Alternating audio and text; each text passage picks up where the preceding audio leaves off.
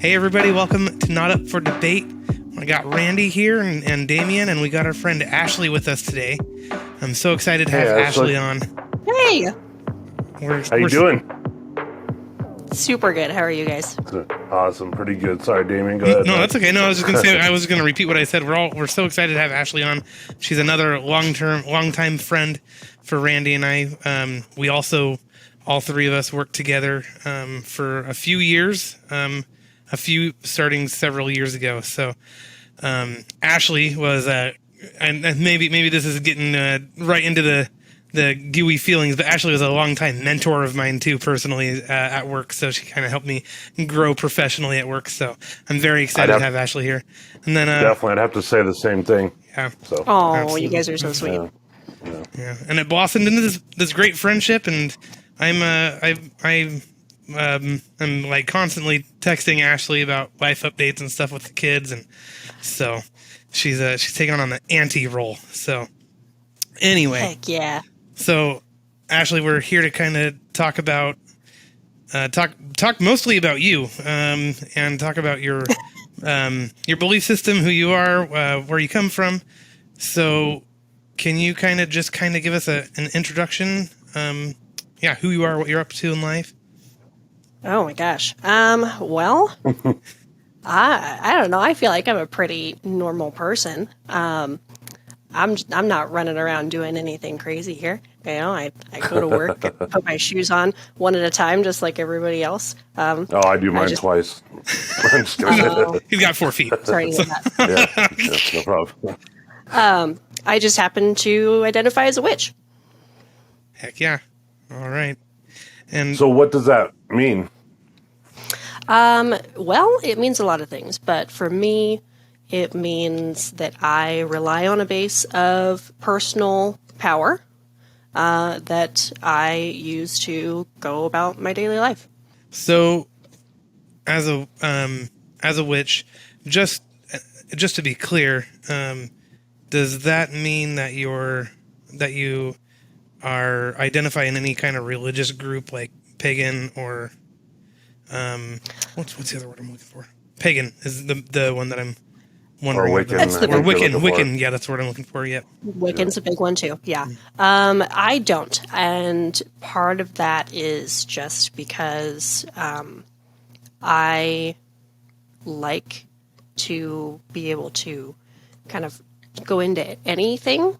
I'm interested in just about everything, and I don't really want to pigeonhole myself into one place or another.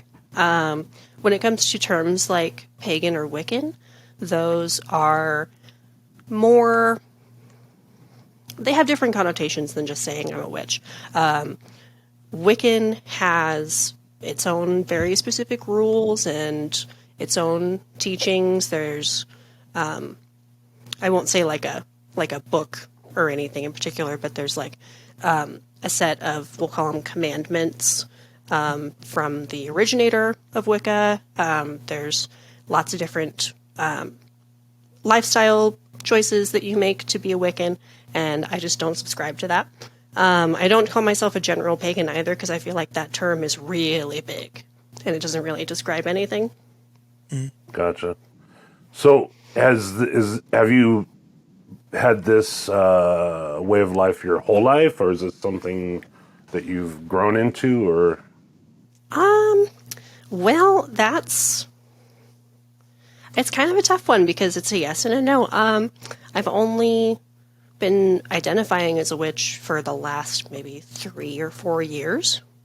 Okay. But I've had the inclinations of wanting to be in tune with nature and working with the seasons and relying on that personal power pretty much my whole life. So, kind of. So, did you identify, using the word you did, as something else before then? Okay. Mm-mm. Nope. Were you and just I'm always curious, and Randy's kind of getting at that too. I think I'm always curious to know your journey into that. So, were you raised in in a religious family, or were they non-religious, or were your parents, were they a witch or warlock or anything like that? Or, I guess No. no, okay. I didn't think so, but No worries, no worries. My parents, like, I'm not even sure, because religion and spirituality, excuse me, are just, like, was not part of my life. I had never been to church, but I had also, like, never had any sort of spiritual practice either. We were a very close family unit. I love both my parents, and I have a little brother as well, and we were all very close, but that was just not a key component for us. So you went from it wasn't a thing to all of a sudden it's like, you know what, I think this might be the avenue for me. Like, how did that transition kind of happen, if you don't mind me asking? Not at all. So I think for me, it started when I was a kid, and I was doing a lot of reading, and my favorites were always fantasy. And so you have lots of witches and wizards and magicians and all these really powerful figures, especially for the term witch, where that is particularly female. Mm-hmm. You have really strong witches in fiction. And that was always really fantastic to me. And then I want to say when I was like in middle school, I came across a fictional book series that was based where the main character was Wiccan, and she was my age in the book.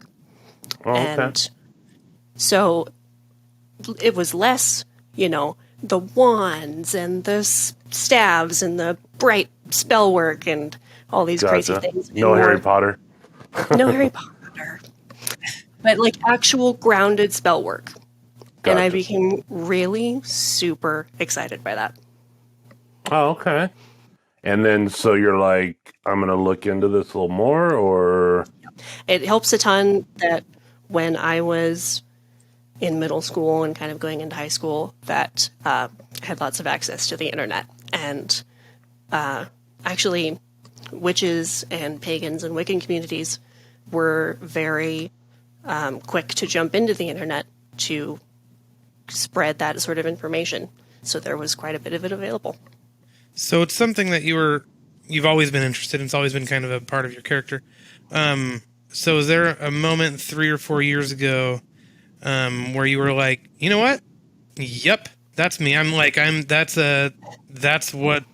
is where I'm at. Or that's the label I'm taking or whatever. I know we kind of sidebarred earlier about not loving labels either, but we can talk about that in a little bit. But yeah, is there a moment in your mind? Absolutely. It was definitely a transition point between being more study and scholarly about it to actually being it, Mm-hmm. And yeah, that transition was about 3-4 years ago. Okay. Yeah, and that's like when we were like, it's in the thick of friendship, I think, our work, our group of buddies. Because I remember that transition. So very cool. So now, just based on what you just said, I have a couple other questions. So the term witch, and this could be purely because of my upbringing, right? So, sure. But the term witch, and not just mine, like what 75% of America is Christian or something like that. So, so the term witch, were you ever like, I don't know if I want to be called that, because they're always like, they tend to be the bad guys, or they tend to be, and I know they're like the good witches and the versus the bad witches. I understand it's just like any other character, right? Like you can be a good guy or a bad guy. But I think in the modern, at least in the, I was going to say the modern Christian world, but any Christian world that's existed, I think witch has been, what is the word I'm looking for? Looked down upon. Demonized? Demonized. There we go. Yeah, demonized. So what are your thoughts on that? Were you ever nervous about being demonized, I guess? Absolutely, yeah. And part of that transition from just studying what it's like to be a witch to actually deciding to be a witch, that was a big piece of it.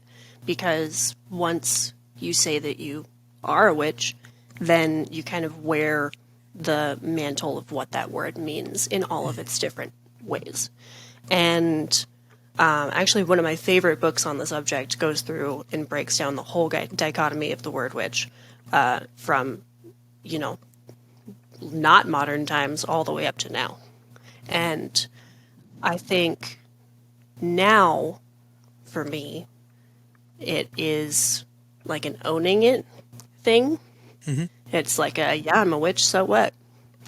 But when I kind of first decided that that was going to be my thing, it was like, you know, if somebody really digs in with like pressing questions and I say I'm a witch and they have a negative reaction to it, what would I do? And honestly, I'm still not quite sure what I would do if somebody did that. But, you know, people are really nice about it. You know, nobody... Sorry, I didn't mean to laugh. No, I'm just thinking of this good. show right now. Like what you guys are doing right now. When people are start not looking to... Yeah, save for you two, the only two people that I know on the planet. Nobody else really cares. So... Oh, really? I'm just walking around because, like, nobody cares to ask. You know, if somebody sees my pentacle, and of course I'm not wearing it right now, but if somebody sees it and goes, "Oh, I like your necklace. What is that?" I don't have really any problems telling them, "Oh, it's a pentacle. It's a all-encompassing nature symbol," and they're like, "Oh, wow, that's fantastic," and they move on with their day.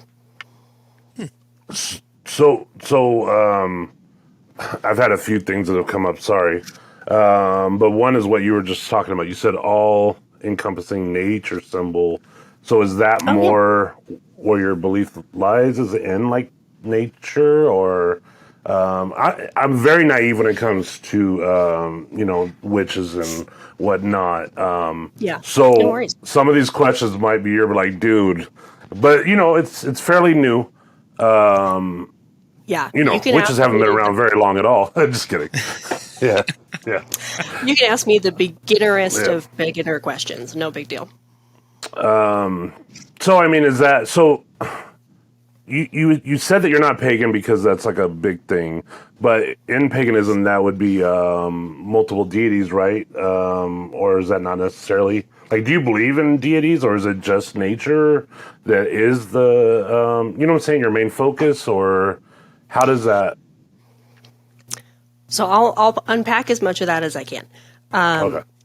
So I'm not an expert, of course, but pagan religions tend to have just like similar characteristics, and a lot of those can be nature-based. A lot of those have multiple deities, and they can be modern. They can be ancient. It's a very wide umbrella. Right. And so I don't identify as pagan because it is such a big umbrella term. Some people choose to identify as pagan for the exact same reason. It's a big umbrella term. And so I just don't subscribe to the idea of being that broad. For me, witchcraft is a toolkit. Okay. Where we might say that Christianity is an instruction manual, witchcraft is a toolkit. Okay. And so I have my own very singular, very secular beliefs, and they're pretty basic, I will say. And then I just use the tools of witchcraft to interact with the world around me. I don't have like a written out code or anything like that. I just use my moral compass, basically. Would this be similar, and I apologize if this sounds offensive at all, but like to like say the law of attraction or something, is that kind of, you know what I'm saying, when you work on the spells and stuff, is that kind of related, or is it totally... So I don't know a ton about law of attraction. Okay. Could you fill me in on that just a little bit? the most basic thing is what you think about, you bring about. So, like, if you're constantly thinking on a certain subject, like attracts like, if you will. Got it. Okay. So yes, that is a big technique in the toolkit that is witchcraft. And that's one of the tools that's in there. Right? That's one of the saws or the hammers. Yep. Gotcha. That's a big wrench. Yeah. Oh, okay. So that is because a lot of when I was listening, it was like that kind of sounds like it might be. And Carla mentioned, and I should have went back to the episode because she did mention you for a certain second, and she said Ashlee and Damien, and maybe you'll remember, but I think she said you're more like into foods and stuff. Yeah, I was actually getting that was something I was about to ask is she and I hope this isn't an offensive term. I don't think it is because she said it. But I believe she called you more along the lines of a kitchen witch. Yeah. So okay, and I'm pretty sure I've heard you guys say that before. You and her say that before, and so it's like nature, but that probably has to do a lot with what you're interested in, like nature and cooking. Is that like? What is like when we're talking about different like kinds of witches or stuff, we're just talking about different fields of study. We basically have like chosen our majors, right? So yeah, Carla has her particular interests in stuff that she really prefers to study, and I have mine. So I do a lot of stuff in the kitchen, mostly because I'm obsessed with food, and just kind of adding witchcraft as an extra sauce on top of that is perfect for me. And a lot of stuff around the home, and yeah, a lot of nature. I like to work, with plants and edible or non-edible, with animals, and I do a lot of like the whole movement from like. How does something start? How does a vegetable start as a little seed and a little plant and then end up as something that's on my plate? So it's like a symbolic thing, or I guess I'm having kind of a hard time understanding so you're using it to cook because you love food, you said, and I also love food. Yeah. Like when you're making, like, can you give us an example, like, of something? For sure. So, the thing here, kind of like in Law of Attraction, where what you think is what you get, right? Okay. Right. This is you are what you eat. So, let's say I am making a big pot of soup, and I want this soup to be super nourishing and super healing. Like maybe I'm not feeling so good, and I want to feel better. I will do the best that I can as a cook to make that soup really tasty and really nourishing. But as a witch, I might also stir in my intentions of it making me feel better. Okay. Would that be casting a spell? That's like a quick and dirty spell, yeah. Okay. You know, it actually I'm just going to throw a blanket statement out there, Ashlee. Anything that I ask, please don't get offended by. Like, it's all, it's all the curiosity. But it's interesting when you're saying that. Like, that makes a lot of sense to me. But it also kind of reminded me of, like, holy water or something like blessing the water. And that's what popped in my head. It makes me think of the priesthood, kind of, like doing blessings and that kind of thing. Well, yeah, it's interesting, and I guess that was less of a question than it was more of a statement, Ashlee. But have you guys seen like the rice challenge that used to be big back when like The Secret came out? I don't know if you guys know what I'm talking about. No, I don't think so. It actually is kind of a cool little YouTube, like if you want to just kill an hour on YouTube or 10 minutes or whatever. It was a rice thing, and what it is you would take cooked rice and you would put it in 3 different containers. and you would label it. One is like neutral, one is negative, one is positive. And every day you would say something. I know it sounds weird, but you would say something positive to one of the bowls of rice. Yeah, one you would say something negative, and the other one you would just completely ignore. And what's really interesting is, and at the time when I was checking out, there was like 1 million people doing these studies on YouTube. And so it was like, okay, I don't think there's something to this. Like there has to be something to this. But almost every study that I saw, the negative was bad. Like it would decompose really bad. It looked nasty. The positive looked really good. But the neutral one, the one you didn't say anything to, you just ignored, usually was the worst off. Oh. And it was gross. And it always reminds me of people, right? Like,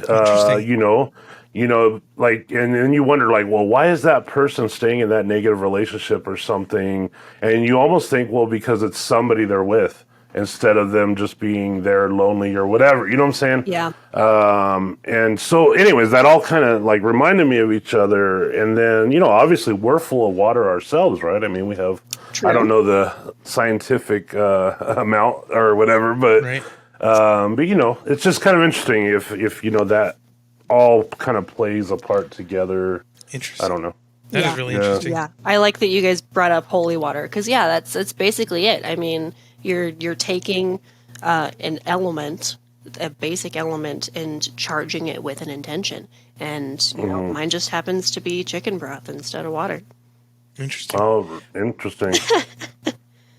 I have a question that I'm forming, I guess, and so I'll say it, and if it doesn't make sense, we can skip it.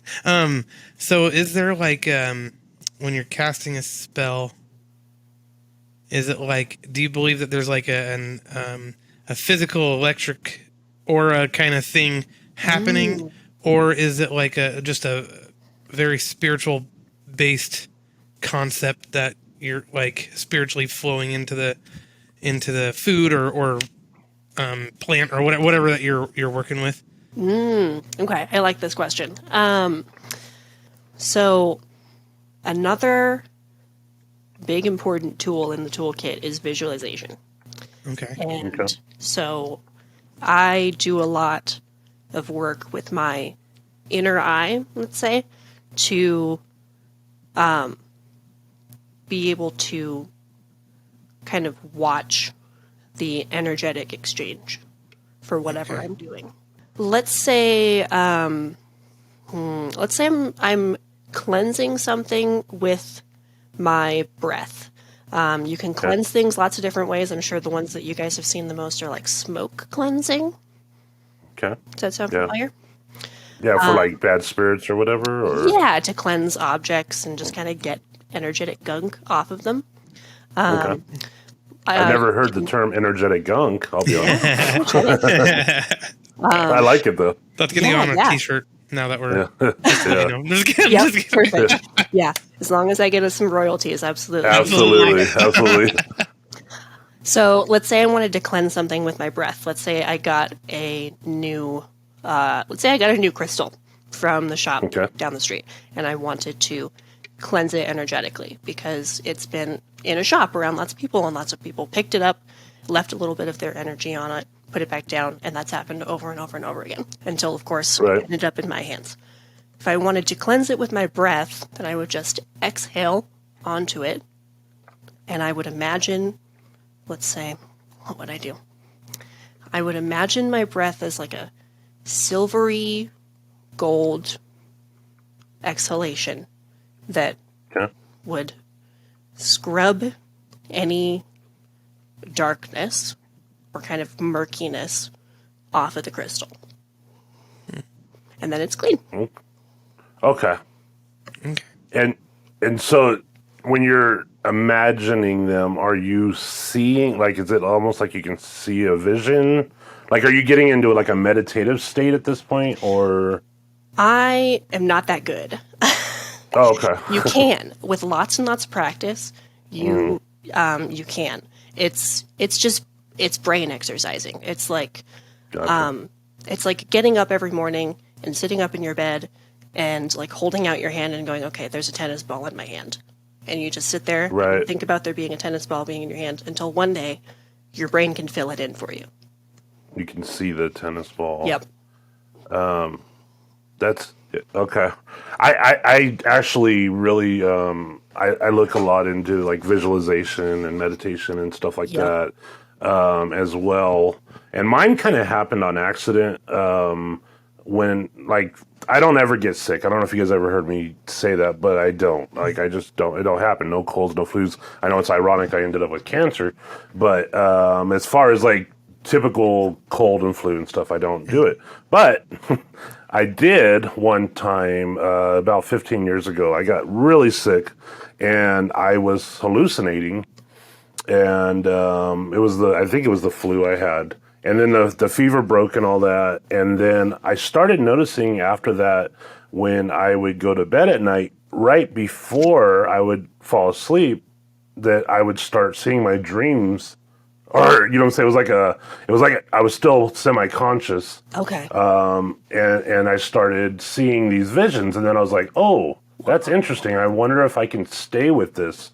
And so then I started doing that. Like I would intend to stay and watch these, and I would write down what I was seeing, and it became kind of like a little practice, but it was all on accident. I never had searched for it, but I thought it was going crazy because most of it was very negative. And then I started, like, I was reading, like, Think and Grow Rich, and I know that sounds really bad for people, but it was like a psychological book is really what mostly that book was. But he was talking about how people would actually do this on purpose, and so they would pose a question, and then they would wait to see these visions that would come up, and then they would use that, you know, for their toolbox, like you were saying. Yeah. So when you were talking about the visualization and all that, you're like kind of aligning. It's weird. The conversations we've had with you and with Carla kind of reminds me a lot of myself, even though I'm not, I've never really looked into Wiccan or whatever. I identify as Christian, but it's just really interesting, the parallels. I was just going to say, I feel like they're, whether we want to, whether Christians or pagans or whatever groups want to acknowledge it or not, I think there's a lot of parallels within several different belief systems. But I agree 100%. And I think we should dig into that when we come back from break. It is that time. But I was thinking that myself. I'm like, man, these conversations are really letting me see there's a lot of parallels going on here. And then, which is kind of cool in a way. I really like that. So, anyways, we're going to go to break. And then when we come back, we'll go back on this and find out some more about Ashlee. Awesome. So thanks, guys. Thank you, guys. Hey, Randy, you remember how excited I was when I bought my house here in San Antonio? Oh, yeah, man. You were pretty excited. You know the one thing I didn't like? That you were 2,000 miles away from the blue field? The fence, Randy. The fence. Oh. Yeah, it was one windstorm from blowing over. That is until I was introduced to Van and Sons Fencing. Mark was able to meet with me right away and give me free quotes on different variations of how to build our fence. I eventually went with cedar pickets, treated 2x4s, and metal posts that were able to withstand winds of 120 miles per hour. Oh, that's awesome, man. And you need that with the storms you get down there. Right? And a year later, I'm still happy with the beautiful sturdy fence and the 2 gates that Van and Sons built for us. Mark, the owner, is actually a neighbor of mine, and he's done several fences in our neighborhood, and I can tell that they have integrity with each job. They don't cut corners, and they offer fair prices. They'll price match other reputable fence companies, too. Well, if I get my act together and actually move to San Antonio, I'll have to hit up Van and Sons Fencing. Are they on social media? Of course. Check out Van and Sons Fencing on Facebook. They have plenty of great pictures of their craftsmanship. And when you're ready, you can message them directly on Messenger or call or text Mark directly at 210-944-9238. Oh, and remember, fences make great neighbors. Hey guys, Randy from the podcast here. As you might have known, I'm actually a realtor in the Boise, Idaho mountain home area with Next Home Treasure Valley. If you are looking to move to this area, let me know. Send me a message, and I'd like to help you out. Yeah, and I can vouch for Randy's real estate expertise. I lived in Boise, Caldwell, for 7 years, and he was ready to sell my house when I was ready to move for work purposes. Love the area. I 100% recommend that area as well, and Randy was right on the ball. Thanks, Damien, man. I appreciate it. So if you go to YouTube at Randy W Real Estate, that'll take you to my videos, or you can just email me at randy@randywrealestate.com, and we can get the ball rolling. So let me know if there's anything you need. And thanks, Damien. Thank you, guys. Hey, Randy, have you ever had crack and cheese? Well, I've had one of those. I'll let you guess which one. Combine them, man. Just like Satisfied Food Truck did to create their delicious crack and cheese dinner. It's a handcrafted 3-cheese macaroni with buttery panko, or what they call a hood rat crumble, on top. I love the hood rat crumble. Oh, man, that sounds delicious. Yeah, chasing it down with their Gingosaurus punch is the next step to a perfect dinner. And if you don't go for the crack and cheese, then go for the basic bird slider. I love me a good mini burger. I mean, why not get both? Exactly. Order the whole food truck. How do I find them? They're in the San Antonio area. Look up Satisfied on Facebook or at satisfied.sa on Instagram. Also, they do catering. Visit their catering website at enzosce.com. That's ENZOSCE.com. Awesome. Hey, everybody, welcome Damien back sent me. to the episode with Ashlee. So glad to have her here with us still, and thank you for taking that break. Ashlee, so we were talking about kind of parallels within different or between different religious systems. Like we were talking about how holy water might be kind of And on that note, I mentioned holy water, but another thing I got thinking, not to cut you off there, Damien, is also the blessing, right? Like a lot of Christians will pray over their food before they eat. It really kind of, I was like, oh man, there's another parallel that might be part of that. Randy stood in with my Mormonese wants to call it a baby blessing. That is not what it's called in Christianity. A baby dedication? Baby dedication. We don't typically yeah, eat the babies. I mean, we well, you know, we screwed that one up. We partied wrong with that. Yeah, I don't know what you. Yeah, never mind. Where were you going on that though, David? Sorry. No, I was going to ask Ashlee just her thoughts on that in general. Okay.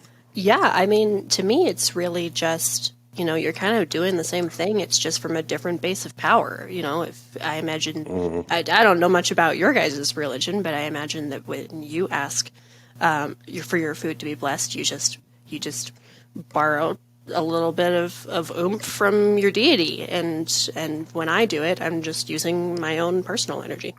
So, is everything just your energy? Like, because I think I brought up the different deities and stuff earlier, Right? And I don't know. So, is it just your energy, or how does that? Yeah. So at this time, I do not work with any deities. I like to research them. I think they're really cool, but I haven't found anybody that really resonates with me or that I feel comfortable, kind of like really diving into in that way.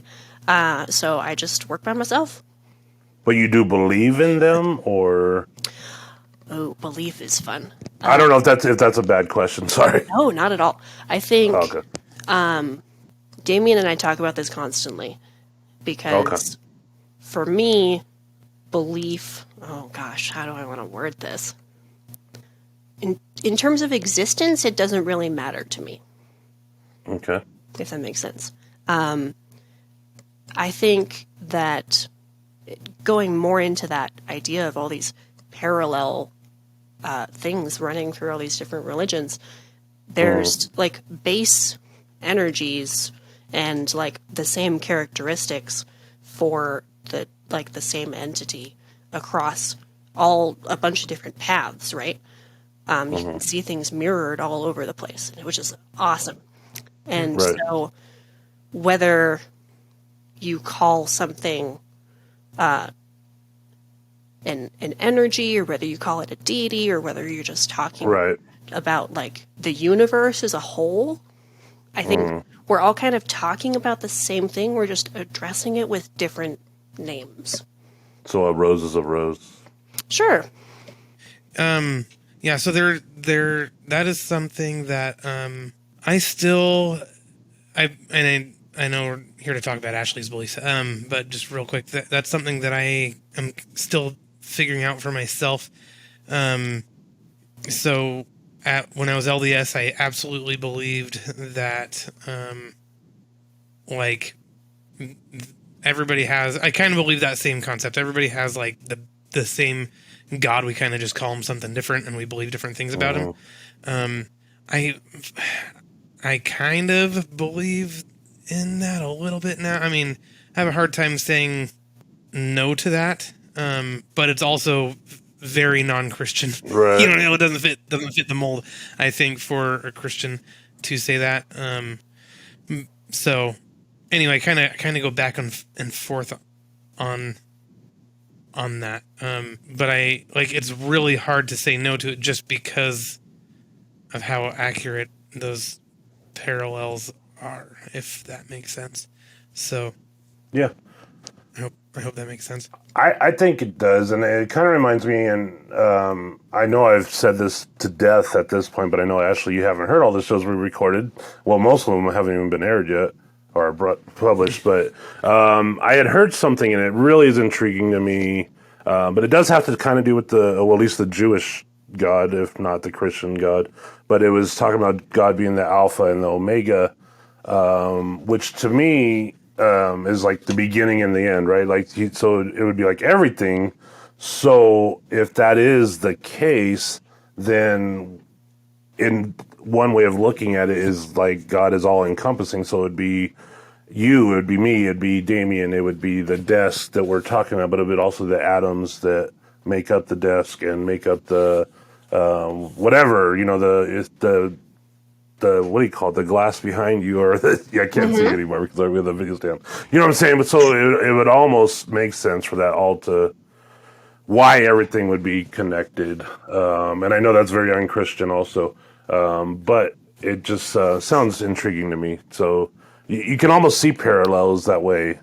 And there was a book at Barnes & Noble, I remember they had it was like part of not the discount rack, but you know the cool ones where you can like teach yourself harmonica and how to hacky sack and whatnot. Yeah. But it's like the coolest section. I love going there.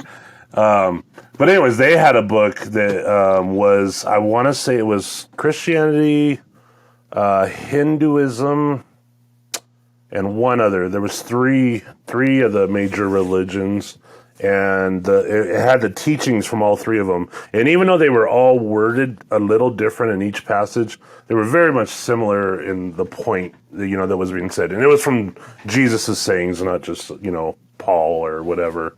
But it was I don't know if it was Muslim. It very well could have been Muslim.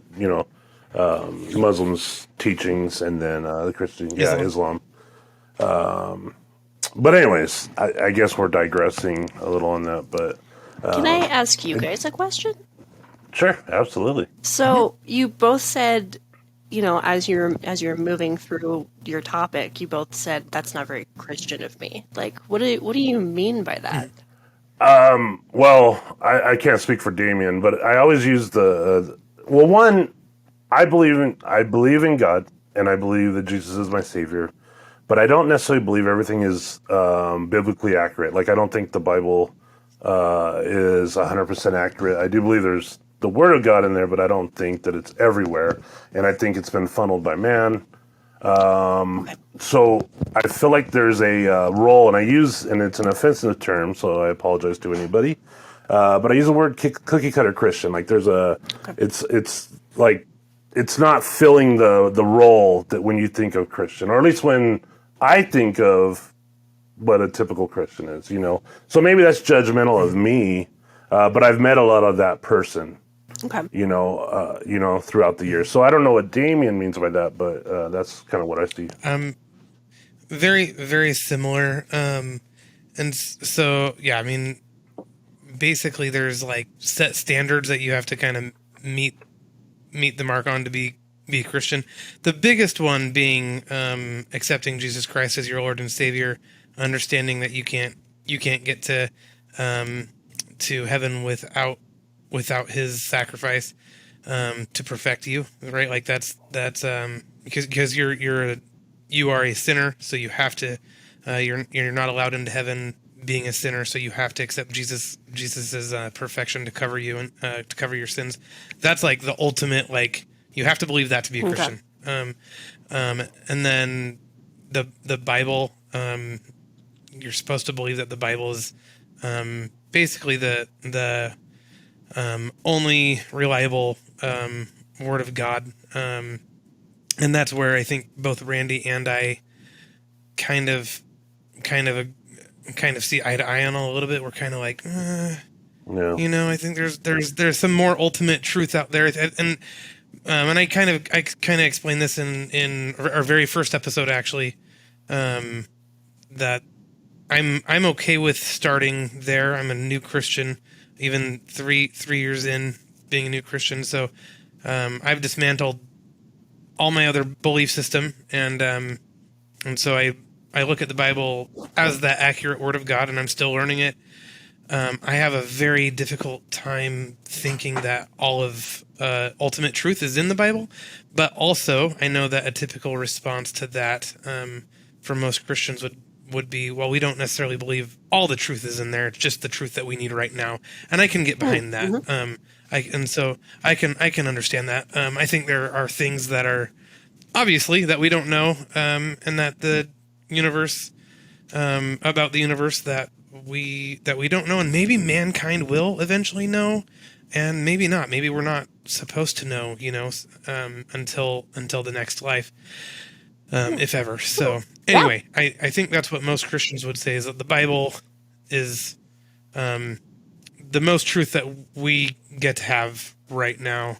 So anyway, I hope that answers that's your great. question. Yeah, and honestly, I see a lot of parallels in that because, I feel like for the three of us at least, we can all kind of agree that you take what you like and you leave what you don't, and you kind of build it yourself.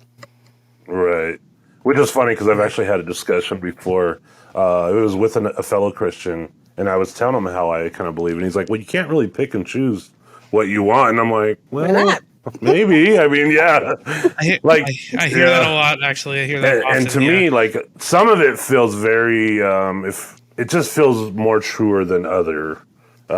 Some of it feels very, what do you call it, where you try to teach the world, but not in a factual way, but in a, like, stories are made to help society be good to each other and all that. You know what I'm saying? Allegory.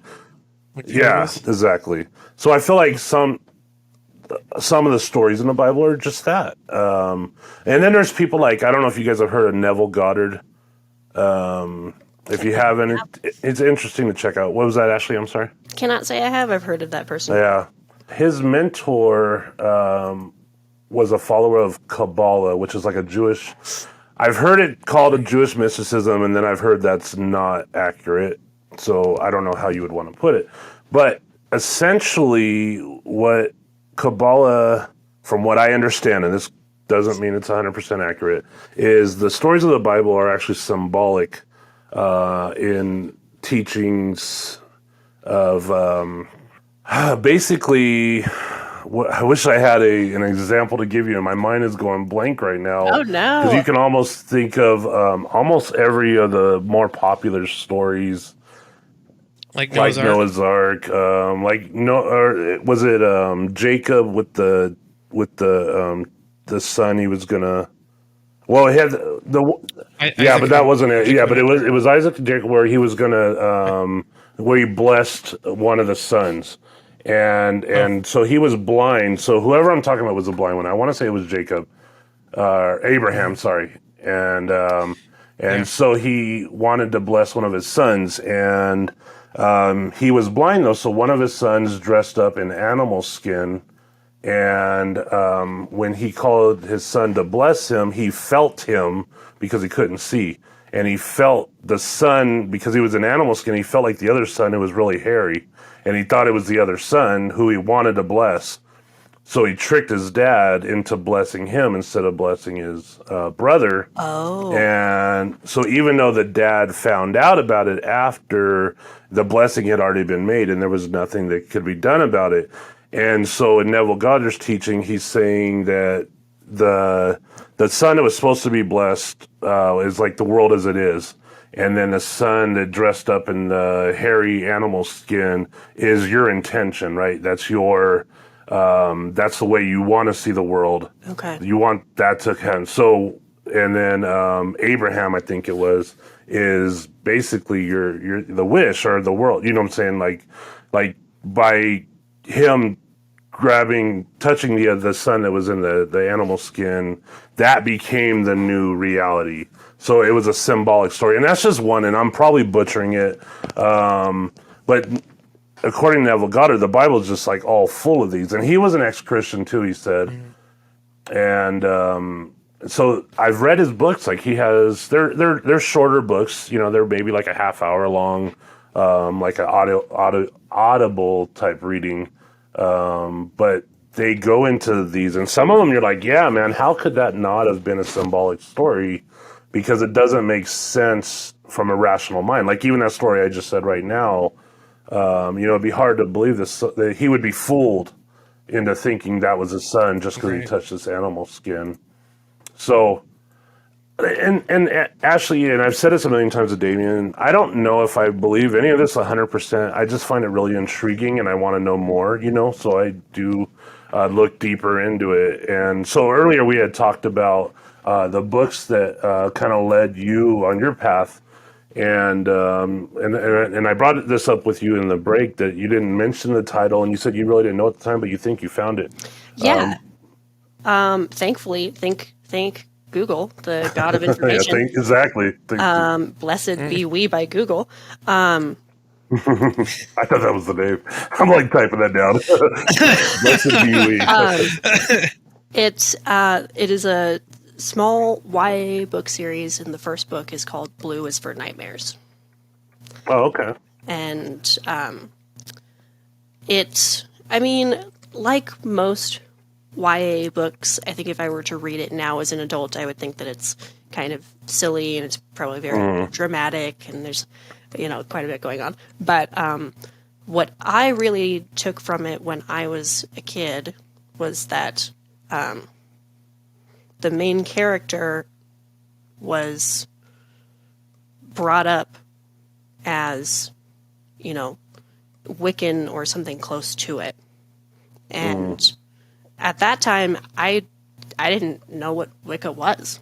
And to be able to Google it and figure it out was really big for me. And it's interesting because I remember being a kid, and I'm a little bit older than you. I'm 45, and we didn't have Google to check it out. So I would hear the older. So when you'd hear someone was a witch or whatever, it did have, like Damien said, it was that negative thing, like, ooh, there are witches there, be careful. And usually the people probably weren't even, like I remember this one family, their last name was Hale, Hale. And we all thought they were evil because, it was like hell. Like it was so childish. So I imagine growing up a little bit later than what I was, it probably would have been nice because you could research things on your own and actually, like you said, you Googled it and kind of found out a little bit more. Where a lot of mine, was probably a lot of the superstitions and stuff of the past. Like I feel like I'm in that generation where our feet were in both sides, right? We had the technology, but we also were there before the technology at the same time. Like the technology was there, but it wasn't quite at the level it is, especially now. But even when you guys were, I think, younger, it was kind of there already or getting there. Yeah. Before things really got kickstarted on the internet and everybody was, talking and sharing and really, doing what the internet was made to do, is to just disperse information. There was a lot more legwork in trying to figure out whether Wicca or witchcraft was right for you. It was a lot more of like, let me order this book from a catalog and wait 3 weeks for it to get here. Yeah, I imagine it's definitely helped with that. And you mentioned earlier also things like crystals and stuff like that. Like I guess if you can kind of go into that a little too, like what is that? Like, because I know I'm not the only person here that doesn't know much about Wicca or witchcraft, or what I'm saying. Like some people might be interested in what that kind of, how that plays a role, or is that same with like the food, like it's with blessings and. So, correspondences and meanings are big parts of doing things with plants and crystals and food and things. And it's a wide spectrum we're talking, guys, and it can be different for everybody. But like, Okay. there's so much out there now. There's just books and books of like, here's what this plant is good for, both medicinally and spiritually. Here's what this rock can help you with. Here's, there's tons of it out there. And, some of it is deciding to check multiple sources and coalesce that into one thing. But some of it is also just like using your common sense, right? So if we think about like a plant that everybody knows, like a rose. Okay. Roses, we know in society and culture, are known for their beauty. And Right. we know from Victorian times that different colors of roses mean different things. You might send a red rose to someone that you love as a lover, and you might send a yellow rose in friendship, Oh, So- yeah, we knew that. Yes, we knew that. Yeah, we. And so we're taking a lot of things into play. We're taking like, okay, roses can be for protection because they have thorns, but they can also be for beauty because they have these incredible flowers, right? Okay. So we're kind of using common Interesting. sense there, but we're also using historical context and cultural context in order to kind of mishmash everything into deciding that that things have correspondences. And it's just deciding how to use something for your particular circumstances. For your particular. So you could take two different witches with the same crystal and they can mean different things to each of the witches then, or? Absolutely, yeah. So you might take like, here's the thing, I'm not super good about identifying rocks or anything. I'm no geologist. Right. But if you have like an emerald, emeralds are green. Somebody might hold an emerald in their hand and think, wow, this is reminding me of huge forests, and it's reminding me of lots of green, and I think that this crystal has a lot to do with growth and verdance. And somebody else might hold it and go, this emerald is the color of money. So this thing would be really fantastic at helping me get a promotion or a raise. Okay. So it's more about the personal. Perspective. I'm not doing good with words today. The personal mission or personal Intention. Gosh, yes. Why Randy has to? Sorry to the listeners that can't have a host I'll- speak his own words. But yes, intention is intention is the word I was going for. So it has a lot more to do with your intention as the individual than it actually has to do with the object. And speaking for myself, of course, because some people would not prefer to lean on their own intuitive or their own perspective on this. Some other witches might prefer to go out and do extensive research and see what everybody else thinks instead. Oh, no. So is that when someone might want, like, because earlier you had mentioned about Wiccan has more rules and guidelines. Would that be someone, do you think, that wants more of an organization type thing? They want the instruction manual, if you will. Sure. Yeah, I think Wicca has history, right? In the same, not on the same timeline as something like Christianity, Right. but it has precedents. There's structures of people that have come before, and when you go into Wicca, you join those structures. You join a coven. You work with a high priest or high priestess. And, it's not anything that I've done, so I'm just going based on my very rudimentary, Right. because I have only had like one or two books on Wicca in my library before I went, this isn't for me. Gotcha. It sounds almost like a religious thing. Sorry, I didn't mean to cut you off there. No, that's exactly it, is that it's it has more structure, it has more traditions, and it has more, I guess, rules. Okay, so I know you said that it's kind of going into a different direction. I know that you said that you didn't have. I'm always really interested in the deities aspect. So you said that you don't necessarily care if they actually exist or not. And then you said that you don't like identify with one right now or have a relationship with one right now. What happens? What is the eternal life like, or life after death? Oh. Is there life after death? Or yeah, what's that like? So I can only speak for myself here. I honestly don't have a lot of interest in what that's like, so it's not a topic that I study. So I don't know what, I guess you could say, folks adjacent to me would say. I can only say what I would say. Okay. For me, I think I'm just going based on what sounds good to me, and the things that make the most sense and work for me in this weird puzzle of a brain that I have is either the lights go out and you're done, and that's it, or we get recycled immediately and you die, and then you're just shot back into your next life. Okay, so basically, almost either an atheistic viewpoint on it, or reincarnation, essentially. Yeah, I think so long as when you say reincarnation, you're not ascribing the things that, sometimes in certain religions that are like, yeah, we believe in reincarnation. There's a lot of like moral stuff added to that. Like if you were good in this life, then you get a better life next time, that kind of stuff.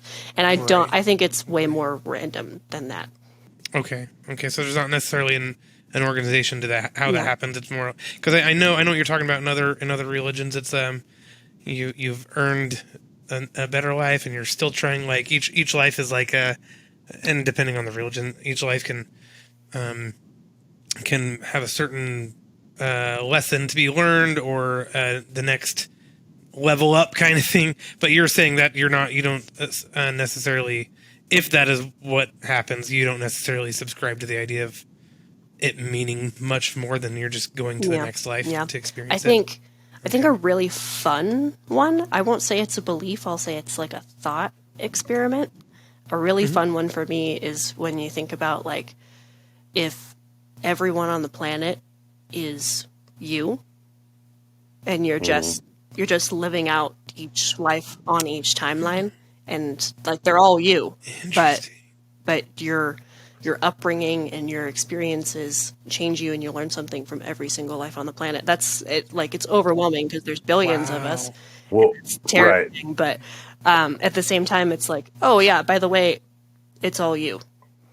Well, and that's kind of what I think I was talking about with the alpha and omega line thing earlier. But another way I brought it up in previous episodes, and this came to me one day when I was in the shower, is when you dream, you're in a dream, that dream is completely real to you, right? You can feel it, you can taste it, whatever. But there's other people in that dream, right? Like, so you're interacting with someone, but it's all your self-conscious, your subconscious, sorry. Not your self-conscious, but your subconscious. So that person you're arguing with is you. That person you made love to is you. That person, you know what I'm saying? So that doesn't have to happen just in your dreams. Well, it doesn't have to. And that's Damien. So anyways, I can see that. Like, when you bring that up, that's something that I also can see. Like, it would make perfect sense to me. Just like the afterlife being almost like a dream. I can see that, because like I said, things are real. When you're in a dream, that is real until you realize it's not a dream. And then sometimes you can either ride that wave, which I've done and it's awesome, or you get kicked out, you know? But it kind of reminded me, Ashley, of what you were just saying about, you know, living all those lives. Yeah, yeah. It's very much about it's very much about not reality as it is, but reality how we perceive it. Interesting. Yeah. But I definitely find that interesting for sure. Oh yeah. Yeah, I've never thought about that. I've never thought about Never that. gone through that thought experiment. Yeah, no. Now we get to have fun tonight. Thanks. Well, you said that you have insomnia, so, you know, give you something to sit there and ponder. Yeah, exactly. Yeah. Exactly. What about like the thought of like good and evil? Ashley, is that a thing to you, or is it just kind of like on a, you know, with the witchcraft thing, or is that, you know, Yeah. or even outside of that, I guess? Sure. I mean, one of the like big neon sign billboard things that I do actually like from Wicca is that as long as you don't hurt anyone, including yourself, do what you want. And that's mostly presented as and ye harm none, do as you will. And so that's kind of where I am at, that I'm just making sure that I am leaving every place that I go better than I found it. And that's my source of good. I think, you know, especially in the world that we live in and the news that we're constantly bombarded by, it's hard to not think that there's maybe some source of evil out there. You know, it's tough. But, you know, at the same time, these sources of evil for me are more like, you know, anxiety and depression and The monsters within. exactly, yeah. Our own shadows. Right. Well, because I know, and obviously you know it too, that witches have been portrayed in an evil way, and I think Damien kind of hinted on this earlier in the past, and maybe that was just out of superstition or ignorance of not knowing, you know. But it just kind of, when you think of witches, in fact, like I said, when I was a kid, that's what we thought, you know. And I remember even hearing, and I don't know how true this is, but the band Incubus, that they were into witchcraft when I was younger, and that was almost like someone told me that as a deterrent, almost like don't listen to them. You know? And then you were like, wait, let me write that down. Yeah, I'm like, but that's a really good song. That one song, Right? The song that everyone knows. Yeah, that's the that one song that everyone knows. I didn't hear anything evil in that song, so if they were really evil, but anyways, Right? okay. So, Ashley, before we recorded, you were talking about what's behind you, and it kind of ties into a question that I have written down. Actually, is which is basically Christians will pray. Some people will meditate, that kind of thing. What are some rituals or practices that you participate in, or if you do participate in anything like that? And I think that might tie into what you have behind you. And if you don't mind, if you go into that, if you don't mind kind of explaining for the listeners who aren't seeing us on visually, if you could explain kind of what's back Sure. there. My secret behind me. Yeah. So what I've got behind me, I'm sitting in my I guess I'll call it my office in my house, and behind me is my altar. I have some very large shelves set up, and it's got all of my junk on them behind me. I have journals, I have candles, I have oils, I have all of my little book collection. It's all here. And so I can come into this space and use it for that purpose. You know, just like if you have a space in your home, if you have an art studio in your home that you just do art in, or you have an office that you just do work in, this is my creative and spiritual space. And it's just defining the boundary between this room and the outside world and saying, okay, only creative, spiritual, grounding, good things happen in here. It's a sacred space. It's a sacred space. Right. I like that. Right. Absolutely. Yeah. And so, because it's sacred, it might not be something you feel like sharing. And I respect that.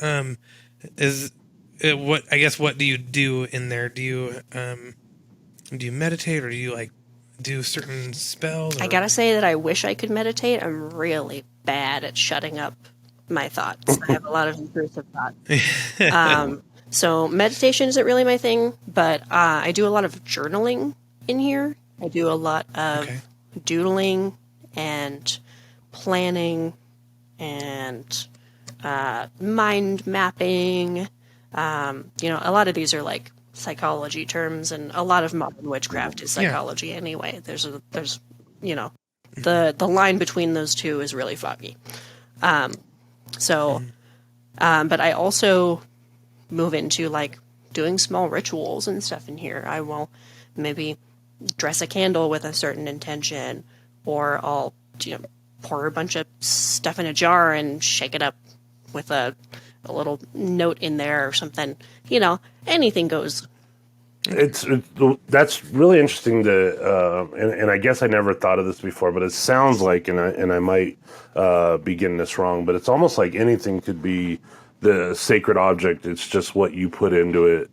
Right. Absolutely. The thought behind it.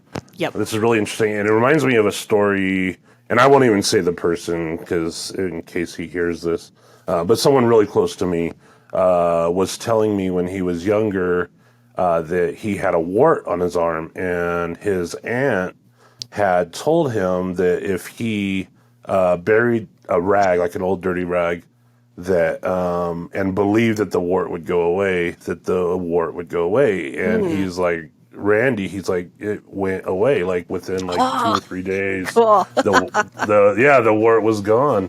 And it just, and that story kind of resonated with me. But when you're talking about things, and I don't think that the aunt was into witchcraft per se. In fact, I think she was, and I know nothing about this, but I think he said that she was with the Rosicrucian, and I know nothing about Rosicrucian.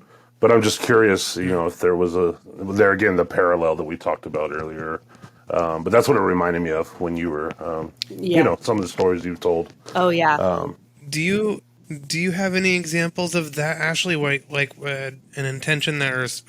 Is it a spell? Is that what you're supposed to call it? That's not. No, you're good. Off with. I think, for me at least, the idea of what you're supposed to call it does not exist. It's Damien's looking for the formalities, and you're just like, I'm just looking for practicality. This is what works for me. Thank you. I'm a very informal, very practical witch. So yeah, which is like attractive to me, like in a way, like I'm like, I like that, because it almost just reminds me of my own life. I just don't say it's witchcraft, but I believe in a lot of the stuff that are, I do a lot of the practices that you would talk about, and some of it's like, oh, I should add that to my list. Yeah. Yeah. Right. So do you have any exampple of that, Ashlee, like where you've seen kind of like what Randy just gave us, where you've seen like, okay, I'm putting this intention into an item or whatever, and then it working out for the better? Or so what Randy's talking about is folk magic, and folk magic is super fascinating. These traditions come from all over the place. They're everywhere. All cultures across the planet have their own folk magic practices, and it's super fascinating. I can't remember the technical term for it. There is a technical term for what that associative magic is called, basically assigning the wart to that rag and then casting the rag out to be dealt with by the earth and using that association to get rid of it. That's very common. That's common magic. And like super cool. It's a lot of stuff that I've been studying but have not delved into yet. Mostly just because folk magic is cultural, and I haven't dived into my own cultural roots yet in my life. Gotcha. So I'm just not there yet on my journey, but that's rad. Okay. And sometimes that can be things like deciding to. There's tons of examples, and I'm just having a hard time landing on one. Right. Like taking a piece of fruit or something and assigning it to your heart, and then burying it in the earth to to help mend a broken heart, or like. Oh, gotcha. I was like wondering where you're going with that. I'm like, I want to keep my heart where it is. Thank you very much. Right. Or like apples, for instance. Apples are great for love and a little bit of divination. So you might take an apple and also like kind of assign it to your heart or to your feelings, and then give it to your crush, and kind of use that as a way to be like, hey, I like you. That's kind of cool. Try it on my wife. Absolutely. Try that on your wife. Do you think she has a crush on you or what? So, yeah, occasionally, I do wonder that. Kind of mixed That's signals. funny. Yeah. Yeah. That's cool. And I never really thought of it as magic when I was younger. And here's another story I've told again. And I'm sorry, Damien, you got to keep hearing these over and over. And any listeners that have listened to more than one. But when I was younger, I was like really young. I think I was in third grade. I had what I called vampire teeth. They were above my canines. Me too. And Like did you have them? Her? Yeah. Do Me you too. still Really? have them? And I can't see you on camera. I can't. No, my braces fixed them. Okay. Oh, interesting. Yeah. So I had them up there when I was in third grade, and my mom, I was totally fine with it. I had them for a year or two, didn't even think twice about them. Well, that Christmas, my mom saw me smile for a picture or something, and she saw it, and my mom freaked out. She's like, we got to get those out of there. How long have you had them? Blah, blah, blah. My mom's name was Karma, by the way. Karma with a C. I don't know if that has anything to do with anything, but it was always interesting. Yeah. So when people would say Karma's a bitch, it always kind of offended me. And I was like, no, she's not. But anyways, so my mom freaks out about these teeth, and she's like, we got to get you in a dentist appointment as soon as possible. So the dentist appointment got set up. I was definitely afraid of dentists. Like, I was just super scared of the dentist, and I probably still am a little bit, but more so back then. So I prayed and I prayed and I prayed. I didn't know what I was praying for, but I just didn't want to go to the dentist. And I woke up the next morning, and I swear to you, this is a true story. My teeth were gone. Those teeth were gone. And I told my mom, and she's like, no. And I was like, I'm serious, look. And she's like, oh my God, okay, I guess you can go to school. So anyways, my mom is the only one that remembers that story at all. And then my mom ultimately passed away, so it's just my memory now. But because of that one moment happening in my life, I always have to believe there's something. Like, I can never, never not believe in something. Like, there's some kind of something. I attribute that to, my prayer to God, and that's what happened. But I've also always found it intriguing, and I don't know. You know what I'm saying? I don't know. That's one of those answers. I don't know. I've even heard, like, people talked about parallel universes and stuff, and I was like, oh, okay. Maybe that makes sense too. I don't know. But something, that's always like my, what do they call it, your cornerstone or your touchstone or whatever. Mm-hmm. Like, that's always the thing that I have to believe in something because of that one thing. And it's totally, so. You have the craziest stories. Well, thank you. I appreciate awesome. it. Unfortunately, I keep saying them over and over and over, but but anyways, I think we've kind of gone on for a while here, guys. I don't know if there was anything that you guys kind of wanted, or is there anything, Ashlee, that you wanted us to know about witchcraft that maybe we haven't asked? And I know it's like a question on an interview.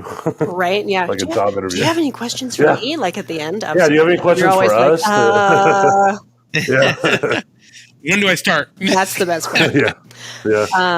I think, I've so much enjoyed this conversation with you guys. It's so fun to talk about. As have I. And I think, for me, I'm not trying to, spread the word or anything. There's no gospel or anything for what I'm doing. And I just think it's very cool to find those parallels, because they're everywhere. Synchronicity Right. is everywhere, and it's fantastic. Well, great. Now we got to talk for another hour on synchronicities. Oh no! Just kidding. Maybe our next time we have you on, we could do that. Perfect. But I agree with you. I'll come back. Yeah. Yeah. Man, I love synchronicities too. Like, I'm just like, all the time you see them. And I don't know if everyone knows what we're talking about by synchronicity. And maybe my explanation of it's not what yours is, actually, but basically it's where you will see something like just today, I was door dashing because I'm a realtor, but I also door dash, and there was this, it was a rooster in this guy's front yard. It was a big black rooster. Sorry. Big black rooster in the front yard. And, it was just kind of odd to me because the gate was wide open and the rooster's just like chilling. And later on, the next house I went to, someone had, it was a artwork, like a yard artwork of a big black rooster in their yard. And I remember thinking, oh, that's so interesting to see those two. I don't know what, if it means anything at all. But it was very interesting, something just out of the ordinary, and all of a sudden you see it multiple times. One time I remember, and I know there again, I said I was going to end this, and here I go again. But I remember I was delivering pizzas back when I worked for Domino's, and it was a bull snake, big bull snake, was in the middle of the road. And I had just gotten done delivering. Thank God I didn't see it before because I'm scared of snakes, unlike you. And but I remember I stopped and I looked at the snake and it kind of like came towards me. And I'm in my car with the window up, but I'm still getting freaked out because the snake's coming towards me. Anyway, so I take off and I go deliver to the next house, and they had like a planter, like a hanging planter. And on that hanging planter, they had a fake snake, like a rubber snake, just kind of like dangling off of it. And it scared the crap out of me. But I was like, how ironic that I see this right after. I'm like, they couldn't have been a block away from each other, the two places that I saw these things. So, but anyways, that's when I talk about synchronicities. That's what I'm kind of speaking about, is those connections where you're like, there's probably a meaning here, but I don't know what it is. But then sometimes I will actually think on something and then I will see that thing come out. Kind of like what is it called? Your reticulator activating system, where you think of a red car or you buy a gray car or whatever, all of a sudden you see them everywhere. Yep. And sometimes I wonder if that's what I'm actually seeing. But sometimes you're like, oh man, I feel like this is a little bit out of the norm, and yet I'm seeing multiple instances of it. So is that kind of what you're referring to with synchronicities? Or Yeah, sometimes they can be like your teeth story, things that just like ring very like to your core for you, things that like undeniably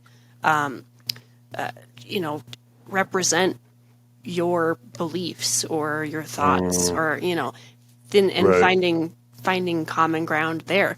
And sometimes it's just seeing the same imagery over and over and over again and wondering what that's about. Yeah, what is going on with that? And I wanted to get into the astrology because we kind of talked about that personally before, and I might be butchering that. Is it astronomy or astrology? Astrology, right? You got it. That we had spoken about. But there again, I know we've kept you for so long, and no worries. I'm very grateful that you stuck around. We can do astrology and divination next time. I like it. Absolutely. I like it. Can we book you in already? And then Absolutely. So cool. Well, thank you so much for your time and your thank you, Ashlee. We really appreciate it. Yeah, I've really enjoyed it, and it's been wonderful having you and seeing you again. It's been awesome. Absolutely. Oh yeah, it's been fantastic getting caught up, and thank you so much for having me, you guys. Thank you guys so much for hanging. Damien, do you want to go ahead and? Yeah. Again, thank you, Ashlee, for coming on and talking to us about witchcraft and taking us through your journey. For the listeners, thank you so much for hanging in there with us. And I know our episodes tend to get long sometimes, but it's all good, rich material. I love listening to people talk about their thoughts on the universe and their belief systems. And so, if you guys want to if you guys want to join the party, you guys want to be a guest, go ahead and email us at contact@notupfordebate.com. That's the letter, or the number 4. I always want to say letter. That's the number 4. So contact@notupfordebate.com. Visit us on notupfordebate.com, on Facebook and Instagram, YouTube, follow, all that fun stuff. We appreciate the support, and we appreciate you guys listening and hanging out with us. Absolutely. So have a great day. Thanks, guys.